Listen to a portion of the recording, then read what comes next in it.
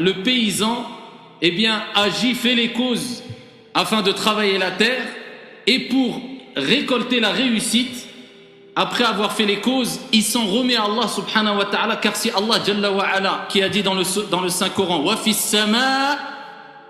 sama'i rizqukum, et dans les cieux sont votre subsistance.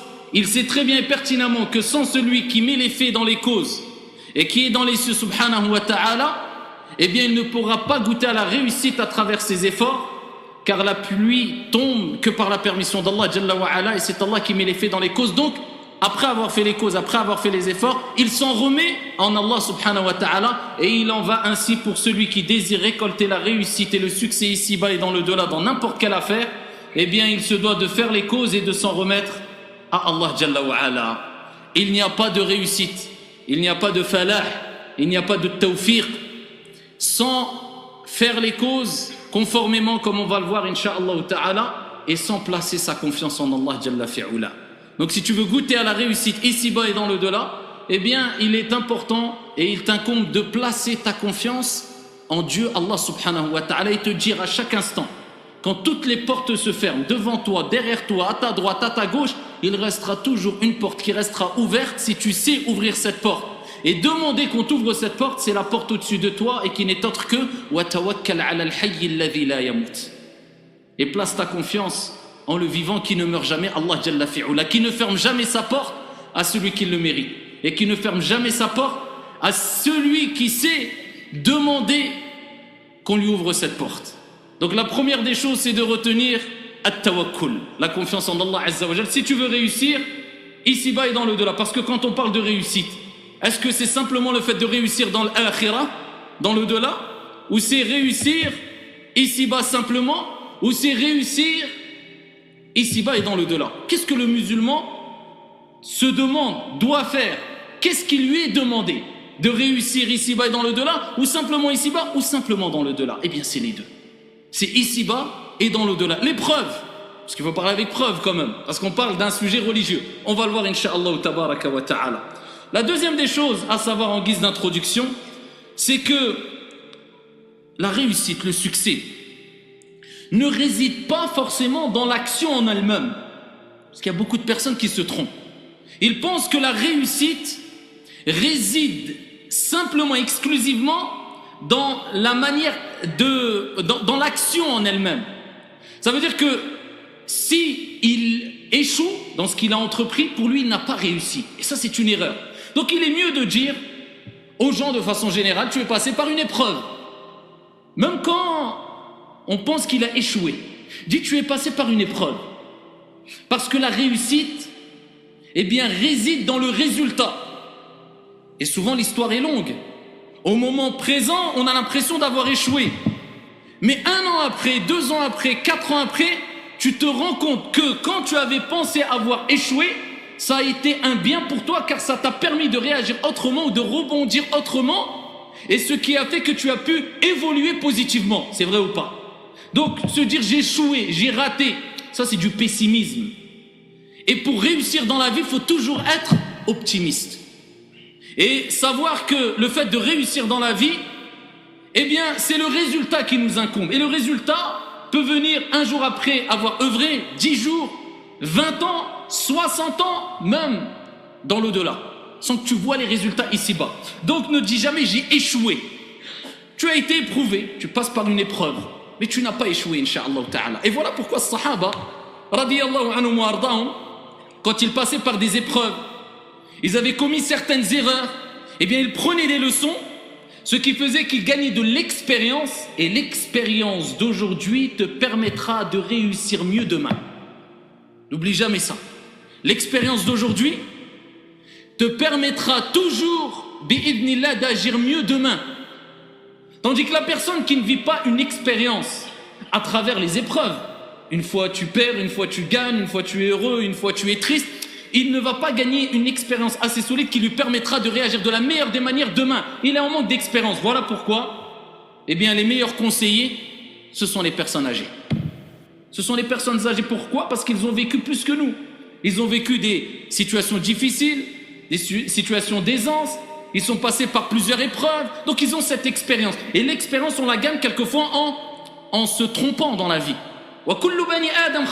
Et tous les enfants d'Adam, eh bien, font des péchés. Et les meilleurs des pécheurs, eh bien, ce sont ceux qui se repentent. Et celui qui se repent, Allah tabaraka wa ta'ala, de par sa miséricorde inestimable, immense, Allah Jalla wa ala pardonne les péchés.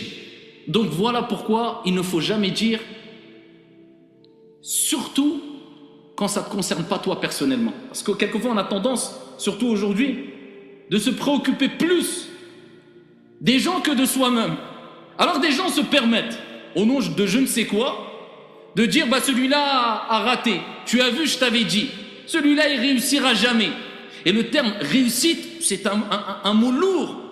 Pourquoi c'est un mot lourd? Parce qu'on dit à chaque fois wa billahi at-tawfiq. At-tawfiq min Allah jalla wa ala. At-tawfiq, le succès, la réussite, elle vient de qui? Elle vient d'Allah tabaraka wa ta'ala. Donc quand toi tu dis cette personne ne réussira pas, c'est quelque part tu t'appropries un jugement qui appartient à Allah Jalla wa ala. C'est qui accorde le succès? C'est toi. Tu connais Al-Ghaib, toi? Tu connais le futur. Quand on parle de Al-Ghaib, c'est le monde invisible. Mais ici, ce qui est visé particulièrement, c'est quoi? C'est Al-Mustaqbal, c'est le futur. Tu connais le futur? Non. Pourquoi tu dis il ne réussira jamais? Tu as utilisé le terme réussite. Ici, tu ne peux pas l'utiliser n'importe comment, ya Abdallah. Et une parole peut te conduire à ta perte. Comme une parole peut faire de toi un habitant parmi les habitants du paradis. Et parmi les choses que les gens regretteront le plus dans l'au-delà, eh bien c'est la mauvaise utilisation de la langue al-lisan. Et voilà pourquoi Ibn Mas'ud radiyallahu anhu a dit la chose qui mériterait le plus ou qui mérite le plus d'être emprisonnée ici-bas, ce n'est autre que al-lisan, la langue. Les gens commettent des dégâts avec la langue, surtout aujourd'hui. Il n'y a pas que la langue, il y a la langue, mais bon, il y a les doigts aussi, avec le net et autres. Et ça se propage extrêmement rapide, d'une manière très très rapide. Les informations, les rumeurs, les calomnies, etc. Et pour arrêter cette calomnie que tu as lancée, c'est extrêmement difficile. Peut-être qu'elle va continuer à se propager, même 20 ans après ta mort. Comment tu vas la stopper? Comment tu vas l'arrêter? C'est trop tard. C'est pour ça que maintenant, on doit encore faire beaucoup plus attention qu'à une certaine époque où il n'y avait pas cette facilité de propagation qui existe aujourd'hui. Le prophète alayhi afdalus salati wa askat taslim, qui est le meilleur des enseignants, lui-même a dit une fois lors de Ghazwat Uhud, et le hadith il est rapporté par Muslim, alors que des gens lui ont cassé une dent, des gens l'ont agressé injustement, les gens l'ont blessé à la tête lors de l'expédition, la fameuse bataille de Uhud. C'est le prophète, Nabiyullah Azza wa Jal, Khalilullah, l'aimé d'Allah Azza wa Jal, l'ami intime d'Allah Jalla wa Ala, le rapproché d'Allah Azza wa Jal, le meilleur des prophètes, le prophète le plus aimé auprès d'Allah subhanahu wa ta'ala. Et bien avec cela, Allah Jalla wa Ala ici a rappelé au prophète alayhi salatu wassalam qu'il ne fallait pas utiliser ici le terme falah de n'importe quelle manière.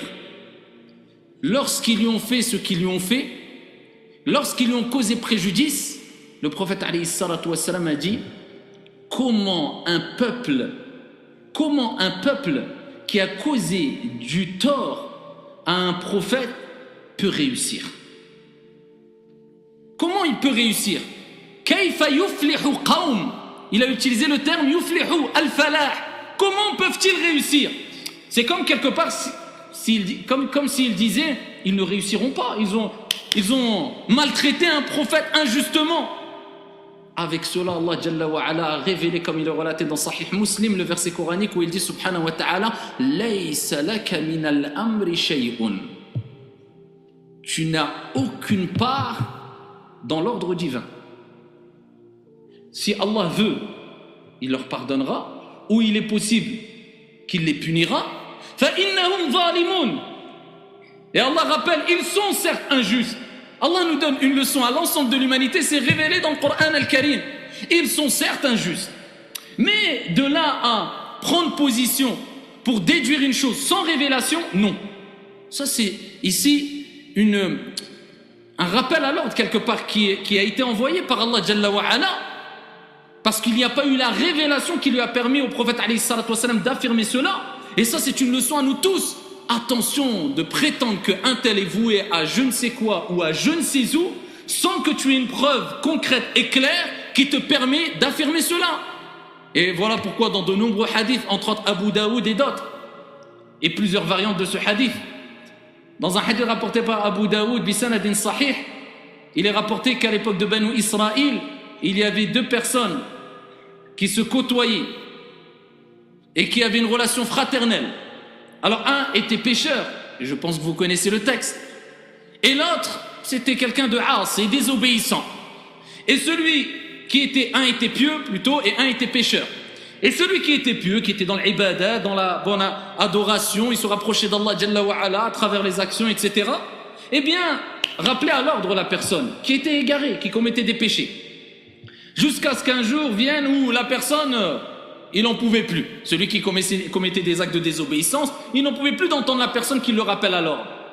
Et il lui a dit, mais tu as été envoyé pour me surveiller ou quoi? En bref, laisse-moi tranquille, à me répéter toujours les mêmes choses. Et la personne qui était dans l'adoration a dit, Allah ne te pardonnera jamais, toi. Vous voyez la gravité de se donner une posture qu'on ne mérite pas et qu'on n'a pas le droit de prendre, de porter des jugements qui appartiennent qu'à Allah Jalla wa Ala. Constater quelquefois des déficiences chez certains, quand il y a vraiment un intérêt de le constater, pour prendre des leçons, pour exhorter, pour rappeler à l'ordre, avec sincérité, avec bonne exhortation, c'est bon.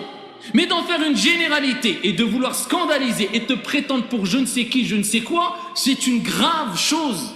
Et c'est une mauvaise affaire pour toi. Si Allah tabaraka wa ta'ala se met en colère contre toi, car tu as pris quelque part une position qui personne ne t'a dit de la prendre. La personne a dit Allah ne te pardonnera pas. Et dans une version de Abu Daoud, il est rapporté que Allah Jalla wa Ala ressuscitera ces deux personnes. Et Allah tabaraka wa ta'ala va blâmer la personne qui était dans les actes d'adoration. Et il va lui rappeler que cette personne-là n'avait aucune part dans ce jugement-là. Il n'avait aucune responsabilité. Il n'avait pas le droit d'intervenir en tant que jugement, car le jugement n'appartient qu'à Allah Jalla wa Ala concernant cette situation. Tu ne connais pas le futur. Allah ne te pardonnera jamais. Tu es qui pour prévoir cela? Et Allah tabaraka wa ta'ala, dans cette version-là, il dira à la personne qui a désobéi à Allah tabaraka wa ta'ala, je lui fais miséricorde et il rentre au paradis. Quant à l'autre, eh bien il rentre en enfer. C'est pas une mince affaire, le fait de parler de... Ya ikhwan, ici, les personnes qui ont marqué l'histoire parmi les sahaba, parmi les plus pieux et les vertueux, wallah, ils craignaient énormément de porter préjudice à autrui parce qu'ils se préoccupaient tellement d'eux-mêmes qu'ils savaient que le jugement va durer 50 000 ans et ils savaient pertinemment que ça va être très difficile de s'en sortir concernant ses propres responsabilités. C'est le jour de la résurrection. Allah Jalla wa Ala dit yawma yafirru al-mar'u min akhihi wa ummihi wa abihi wa sahibatihi wa banihi. Le jour où le frère fuira de son frère, de son père et de sa mère, de son conjoint, de sa conjointe, de ses enfants. Parmi les mufassirin, il y a ceux qui ont dit le jour de la résurrection sera tellement éprouvant, tellement difficile, les gens seront tellement en panique. C'est le jour où le prophète alayhi salatu wassalam a dit tout le monde ressuscitera nu, non circoncis. Aïcha radiyallahu anha wa ardaha a dit ya Rasulallah, les hommes et les femmes nus, on va ressusciter au jour de la résurrection. Elle a montré ce côté, voilà, c'est comme gênant. Le prophète alayhi salatu wassalam a dit ya Aïcha, la situation sera tellement terrible, tellement effrayante que personne ne se préoccupera de qui est à côté de lui. Vous imaginez quand il y a un grand tremblement de terre, les gens pensent à aller prendre leur portefeuille ou à prendre leur argent ou leur habit. Première des choses, on sort. Et quand tu sors dans ton état, personne ne fait attention qui est à côté de qui. La frayeur. Et quand la frayeur te prend, une frayeur intense, tu deviens paralysé. Et bien ce jour-là, il y aura des gens qui resteront paralysés de frayeur et de peur pendant 50 000 ans. Et bien ce jour-là, les gens, quand ils verront leur père et leur mère, ils ne courront pas vers leur père et leur mère parce que son père leur a manqué ou sa mère leur a manqué. Non. Il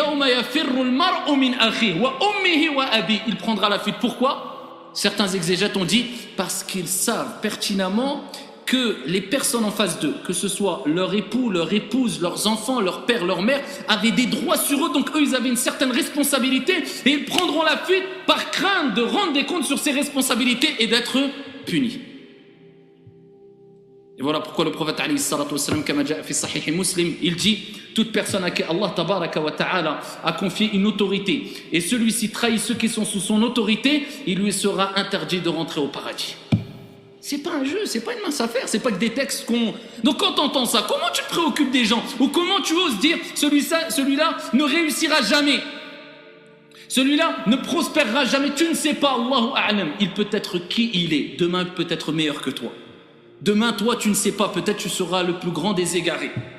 C'est pour ça, voilà, que certains, parmi les savants qui ont marqué l'histoire, parmi Tabi'in, il y avait celui qui a dit « Je crains de plaisanter ou de rire, même sur un animal, par crainte de devenir tel cet animal. » Parce que le prophète a rappelé ici que celui, à travers de nombreux hadiths, ce qui ressort que celui qui se met à rire, à dénigrer son frère, eh bien Allah ne le fera pas mourir avant que lui-même commette les erreurs que son frère faisait. Allah ne fera pas mourir une personne qui riait sur le défaut ou sur le péché d'un de ses frères avant que lui-même ne commette le propre péché. Donc voilà, il faut se préoccuper de soi-même. Et surtout le terme al-falah, la réussite, Allahu a'lam. Innamal a'malu bi al-khawati. Les actions ne valent que par leur conclusion, leur fin. C'est pour ça certains savants disaient ne porte aucun jugement sur une personne avant de voir sur quoi la personne va mourir. Tu ne sais pas, peut-être aujourd'hui la personne, voilà, elle te montre un aspect de piété, un aspect de réussite, un aspect d'une personne vertueuse, mais Allahu a'lam sur quoi elle va mourir. Et c'est Allah Jalla wa Ala qui connaît les intentions. Et Allah subhanahu wa ta'ala, huwa as-sittir. As-sittir, c'est celui qui voile, qui cache les défauts. Et Allah tabaraka wa ta'ala, huwa al-halim. Al-halim, c'est celui qui ne se précipite pas, il ne se hâte pas à punir et à rétribuer ses serviteurs. Il leur laisse un long délai. Donc Allah Jalla wa Ala ne se précipite pas. Mais par contre, quand la période d'examen est terminée, donc dans cette vie d'ici-bas, nous sommes dans un examen, là, à ce moment-là, Allah dévoile. Mais il ne s'est pas précipité de dévoiler. Il ne s'est pas précipité de dévoiler. Voilà pourquoi certains savants disaient, si nos péchés avaient des odeurs, aucune personne ne pourrait s'approcher de nous ou s'asseoir à côté de nous. Personne. Mais Allah Azza wa Jalla sittir, il cache les défauts. Al-Halim, il laisse un délai. Il laisse le temps à la personne de pouvoir se repentir. Et Allah Jalla wa Ala, Al-Halim, la preuve en est que même s'il y a des désobéissants, Allah leur permet de vivre, de boire, de sourire, d'être joyeux, de dormir, de gagner de l'argent, d'avoir des enfants. Rahmatullahi Azza wa Jalla wasi'a. Et Allah Azza wa Jalla te laisse un délai. Mais arrive un terme où Allah Azza wa Jalla dévoile. Et Allah subhanahu wa ta'ala scandalise quand la personne mérite vraiment d'être scandalisée. Et souvent cela se passe soit dans le delà ou soit à la fin de ta vie. Et c'est pour ça qu'il est dit, comme a dit Ibn Kathir rahimahullah ta'ala, man aasha ala shay'in mata alayh wa man mata ala shay'in bu'itha alayh. Celui qui vit avec une certaine habitude, une certaine régularité dans le bien ou dans le mal, mourra ici sur cette même habitude. Et celui qui meurt sur cette habitude-là ou sur cette action-là qu'il avait l'habitude de faire tout au long de sa vie, ressuscitera auprès d'Allah tabaraka wa ta'ala sur cette action-là. Donc il y arrive un moment où Allah scandalise, où Allah Azza wa Jalla dévoile. Wa nas'alullah as-salamata wal afiyah. Qu'Allah Jalla wa Ala nous préserve de ce scandale et de ce dévoilement de nos péchés. Mais Allah le fait quand vraiment la personne mérite. La preuve en est, au jour de la résurrection, fi sahih, il est rapporté que il y a des gens qui diront Ya Rab, quand ils liront Iqra kitabak, lis ton livre, ils diront Ya Rab, mais j'avais commis des choses là à ce moment-là. Il lira dans son livre, il se rappellera, il se souviendra. Là j'avais fait telle mauvaise action. Allah tabaraka wa ta'ala dira je te l'ai voilé ici-bas et je te l'ai pardonné dans l'au-delà. Rentre au paradis. La miséricorde d'Allah, je te l'ai voilé. Wassitir, yastur. Il cache, il voile les défauts. Il voile les péchés. Et je te les ai pardonnés. Pourquoi? Parce que la personne s'est repentie. Parce que la personne s'est repentie. Wa illa, sinon, Allah tabaraka wa ta'ala scandalise. Allah Jalla wa ala dit dans le Coran فَمَنْ يَعْمَلْ مِثْقَالَ ذَرَّةٍ خَيْرًا يَرَى. Pourquoi il dit il le verra? وَمَنْ يَعْمَلْ مِثْقَالَ ذَرَّةٍ شَرًّا يَرَى. Celui qui fait le poids d'un atome minuscule de bien, il le verra. Celui qui fait le poids d'un atome de mal, il le verra. Pourquoi il dit Allah Azza wa Jalla il le verra? Écoute bien, tout péché que tu commets, toute injustice que tu commets, tout mal que tu commets, Wallahi wa Rabbil Kaaba, tu le verras. Si tu ne t'es pas repenti, tu le verras dans le futur, ici-bas ou dans le delà. Si tu ne te repens pas et tu persistes, tu le verras où? Sur toi. Ça se répercutera sur toi ou sur ta santé